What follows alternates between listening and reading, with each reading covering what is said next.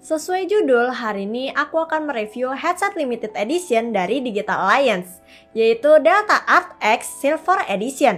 Gimana performanya? Langsung aja kita bahas. Sebelum bahas produknya, kita bahas packagingnya dulu. Boxnya berwarna putih dengan foto headset pada bagian depan serta spesifikasi headset pada bagian belakang. Sekarang kita bahas produknya. Headset ini memiliki dua varian koneksi, yaitu Delta Art X dengan input USB dan Delta Art Plus dengan input jack 3,5 mm. Selain perbedaan input, perbedaan lainnya ialah fitur 7.1 surround sound yang hanya ada pada Delta Art X, sedangkan pada Delta Plus masih 2.0 stereo. Kalau kalian ingin membeli Delta Art X tapi untuk digunakan di smartphone, tenang aja, kalian bisa menggunakan konverter USB-A to Type-C. Walaupun volumenya jadi tidak terlalu besar saat digunakan di smartphone.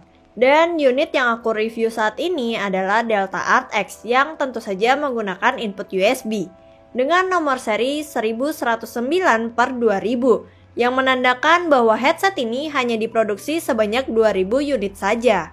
Secara tampilan, headset ini memiliki desain yang eye-catching karena headset ini dibalut dengan art painting di hampir keseluruhan headset, mulai dari housing hingga headband. Ini menjadi salah satu poin penjualan dari Delta Art X. Tidak hanya art painting, tapi pada bagian housing juga terdapat RGB backlight yang penempatannya pas menurutku. Ukurannya juga tidak berlebihan sehingga tidak menutupi art paintingnya.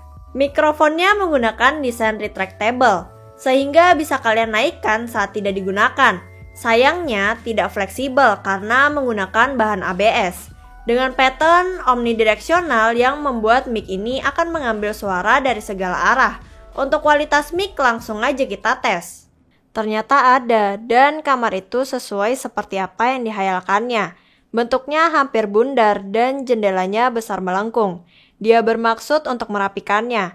Keadaan kamar itu masih baik, akan tetapi ia menjadi heran mengapa orang seperti beliau begitu senang pada warna cat dinding yang kekuning-kuningan seperti biskuit. Untuk mute mic, kalian bisa menggunakan switch on off mic yang terdapat di kabelnya.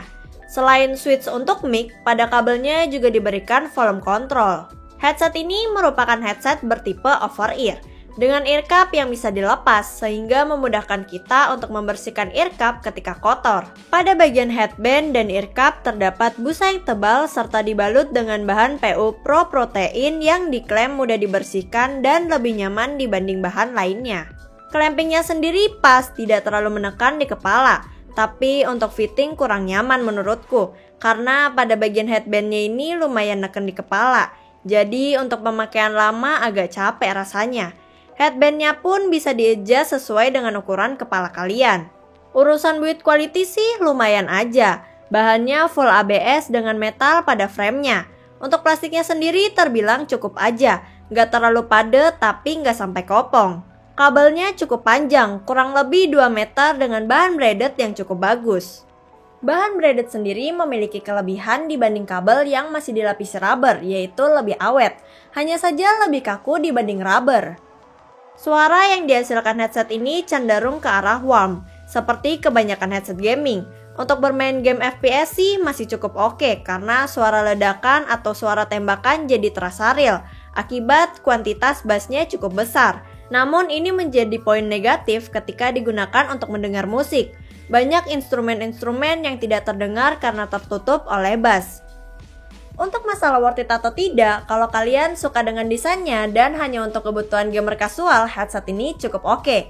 Tapi kalau untuk dengar musik sih kurang cocok sepertinya.